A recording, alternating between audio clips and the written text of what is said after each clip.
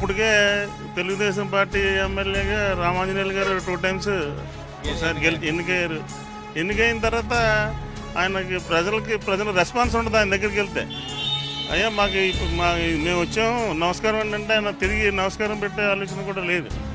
కాకపోతే ఇప్పుడు గ్రంథిసీని గారు అనుకోండి, ఆయన దగ్గరికి వెళ్తే ప్లీజింగ్గా మాట్లాడడం, మన పని ఏంటో తెలుసుకోవడం, అంటే 10 మందిలో కలిసిమెలిసి ఉండే ఆయన గ్రంథిసీని గారు. గెలుపు అవకాశాలు గ్రంథిసీని గారికే ఉన్నాయని నా ఒపీనియన్. సార్వత్రిక ఎన్నికల్లో ఆ రోజు గ్రంథి శ్రీనివాస్ గారు పిలిచి మా పార్టీ చక్కగా చేస్తే మేము అన్నీ కూడా మేము వ్యాపారస్తులకు కానీ ప్రజలకు కానీ మంచి చేస్తామనే ఉద్దేశంతో నన్ను పిలవడం జరిగింది. ఆ పార్టీకి నేను చేయడం జరిగింది. ఆ రోజున 2019లో నేను మాట్లాడిన మాటలన్నీ ఈరోజు వాళ్ళకు అనుకూలంగా మాట్లాడినట్టు వాటిల్లోనూ ప్రజల్లోనూ సింపతి తెచ్చుకోవడానికి ఆ విషయాన్ని వాళ్ళు ఈరోజు బాగా ప్రచారంలో తీసుకొస్తున్నారు. మా 3వ వార్డులో కానీ మొత్తం భీమవరం నియోజకవర్గంలో కానీ ఆ రోజున వ్యాపారస్తులు ఇబ్బంది లేకుండా చేస్తానన్న ఎమ్మెల్యే గారు హయాంలో మాకు వ్యాపారాలు కూడా సరిగ్గా సాగక మేము చాలా ఇబ్బందుల్లో పడ్డాం.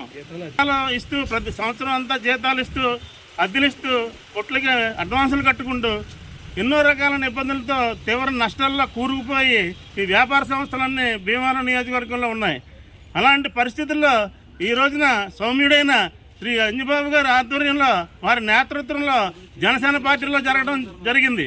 కనుక ఇలాంటి దుష్ప్రచారాలని ప్రజలు కానీ మన వార్డు ప్రజలు కానీ ఓటర్లు కానీ నమ్మొద్దని మీ అందరికీ కూడా విజ్ఞతతో నమస్కరిస్తూ ఆ విషయాన్ని మీకు తెలియజేస్తున్నాం. వ్యాపారాలని భీమవరం నియోజకవర్గంలో వ్యాపారస్తులందరూ కూడా అప్పుల్లో కూరుకుపోయి రోజుకి 10 కోట్లు తీసేసే పరిస్థితుల్లో ఉన్నారు, తీసేశారు కూడా.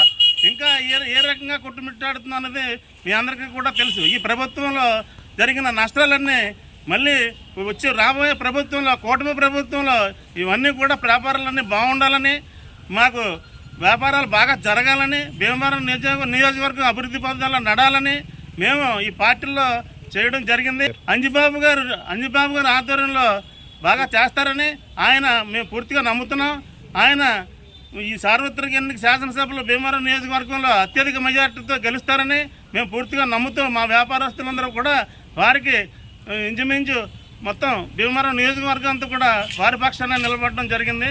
ఈ దుష్ప్రచారాన్ని మాత్రం ఎవరు కూడా నమ్మొద్దని నేను విజ్ఞతపూర్వకంగా నమస్కరిస్తూ మీకు చెప్తున్నాను.